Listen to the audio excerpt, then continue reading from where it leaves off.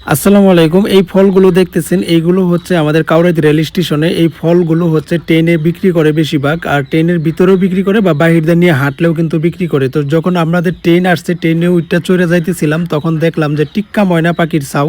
এই পাখির বাচ্চাগুলোকে কলা খাওয়ানোর জন্য ট্রেন থেকে কলা কিনে আর কলা হাত দিয়ে চেটকাইয়া এই পাখির বাচ্চাগুলোকে খাওয়াইতেছে। আর কলা কিন্তু অনেক শক্ত ছিল। আপনারা যখন কলা কিনবেন, ফরমালিনযুক্ত কলা হইলে মানে হাতে টিপ দিলে ওটা কিন্তু শক্ত থাকবে, আর যেটা এমনি পাকবে ওইটা কিন্তু একটু নরম থাকবে।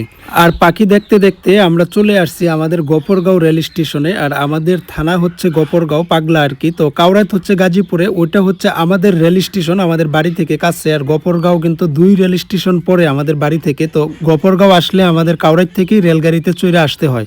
গফরগাঁও সচরাচর আমাদের আসা হয় না, আমাদের উল্টা হয়ে যায়। আমাদের গাজীপুরেই সব চলাফেরা বা কেনাকাটা যা কিছু গাজীপুরেই। তো গফরগাঁও হচ্ছে যে সরকারি মানে কোনো কাজ করলে এইখানে আমাদের আসা লাগে। তো আমি আসছিলাম যে আমার যে স্মার্ট কার্ডটা আছে ওইটা নেওয়ার জন্য, কারণ আমি বাহিরে ছিলাম, তাই নেওয়া হয় নাই। আর আজকেও তারা দিবে না, বৃহস্পতিবারে দিবে। তারপরে গেছি পশু হাসপাতালে, ওইখানে যে হাঁসের ভ্যাকসিন পাই নাই।